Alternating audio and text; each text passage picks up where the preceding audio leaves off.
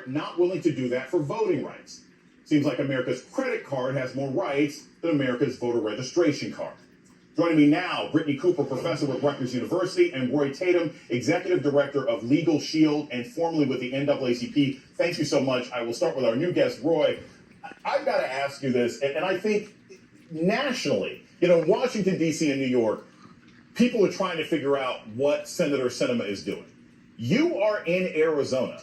You are in a state where voting rights have been gutted. You are in a state where her very chances to be reelected are affected by the kind of voter suppression laws and big lie nonsense and audits that Republicans are pushing. Why the heck is your senator so dead set against protecting the rights not only of constituents in the state, but her own chances to get reelected?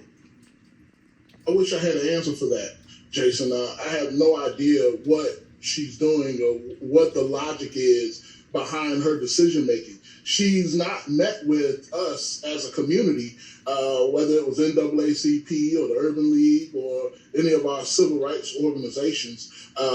We don't understand the logic. She won't talk to us.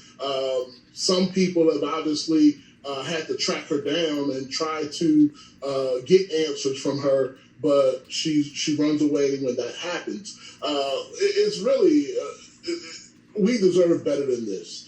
From Senator Sinema. 100,000 African-American votes helped her become the senator for Arizona. We deserve better as African-Americans. We deserve better as a community. We deserve better as a whole. The LGBTQ community came out and strong for her, and she claims to be their strongest ally. We have to agree that this community, along with African Americans, along with the migrant community, will be the most harmed with no voter protection. We saw what those who want to silence us are willing to do on January the 6th. So we can't take any chances. And she said, if we take out the filibuster, then if the Republicans get in the power, then they'll do the same thing. Well, with no voting protection, she's handing the Republicans the win. She's handing the Republicans the ball on the goal line. So I want to continue with this idea. Roy just mentioned, Professor Cooper, that 100,000 African Americans put Kristen Sinema in office. Black voters are really the sort of ground zero, even though this is not a specifically black issue. Black voters are ground zero when it talks about voter suppression. That is generally what Republicans are targeting. And what we have just found out is that one of the ways they tried to do that is not only through voter suppression, but also misinformation. We have a report that just came out now that says that Kanye West's 2020 presidential campaign, which was a very, very vague attempt to somewhat like distract black voters and get Brexit voters and everything else like that, it was completely funded and backed by Republican elites. Yay, how could you be so heartless? Professor Cooper, what the heck were Republicans even thinking in putting somebody like Kanye out there? Did they really think that was going to affect votes one way or another? And second, he is possibly engaged in voter fraud by hiding some of this information. Do you think Ye could be in some sort of legal trouble? I think that he will get away with it with impunity in the way that most Republicans who are skirting the rule of law seem to manage to escape all forms of accountability. But I think that one of the things we got to recognize about Republicans is that they have no problem manipulating their own community. Just like we saw with the text messages coming out about Fox News folks knowing that the coup was a problem, but then reporting on it as though it wasn't a coup and as though it wasn't particularly violent. They will use misinformation and disinformation campaigns to manipulate anybody that they think that they can pull to their side. And so they targeted and wanted to peel off a small segment of black male voters just because in such close elections, that kind of targeted appeal seems to work. And so that was the Kanye play, was to peel off a particular kind of conservative-leaning black male voter.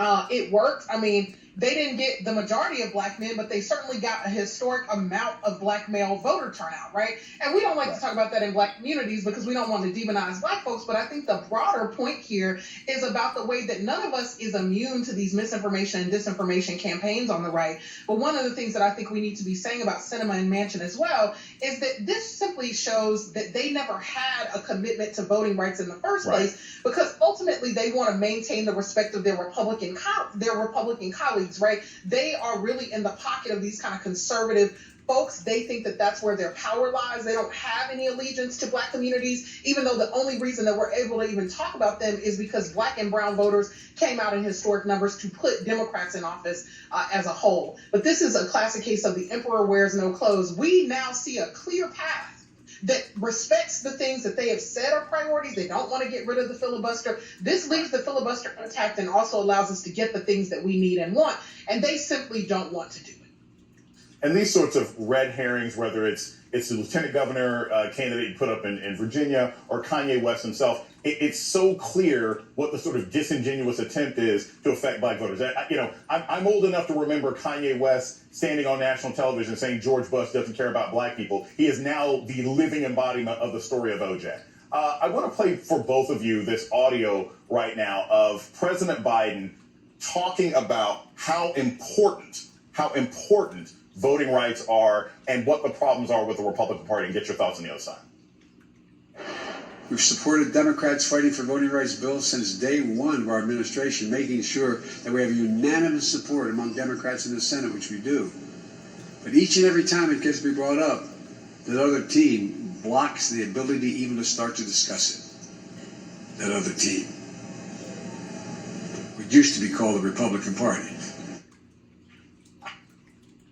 I've been to a South Carolina State graduation. I didn't hear a lot of cheering there. It might be because what President Biden said doesn't make much sense. He's blaming the Republicans for the inability of voting rights to move ahead when it's in fact senators like Manchin and Sinema that are the problem. Right, Roy? Absolutely. They have the power. The Democrats control the White House, the Senate, and the House. So all of the campaign promises that you made on the campaign trail, that you made on Super Tuesday, that you made traveling through the South, deliver. That's all we're saying is deliver. Martin Luther King, in one of his final speeches, the mountaintop speech, he said, all we say to America is be true to what you said on paper. That's all we're asking. Roy Tatem, first up, thank you for being one of the few people on television who can quote something other than the content of their character when we're talking about Martin Luther King. Thank you all so much. Brittany Cooper, Roy Tatem, for joining us this evening.